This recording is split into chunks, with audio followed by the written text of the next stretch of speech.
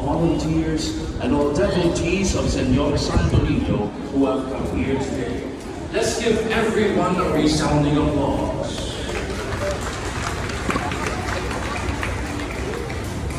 We also extend our gratitude to all the clergy who have celebrated this Mass with us, especially our Mass presider and homilist, the school treasurer of the Colegio del Santo Niño, Cebu City, Reverend Father Mark Domasian, OSA. Let's give them another round of applause. Uglabaw sa kanan, nagto sa itong ipasidunggan ng atong selebrasyon karon, ang Batang Jesus si Senyor Santo Niño. Ato siyang daikon sa itong labing masibang pakpa. Viva Big Senyor! Viva Senyor Santo Niño! Viva Big Senyor!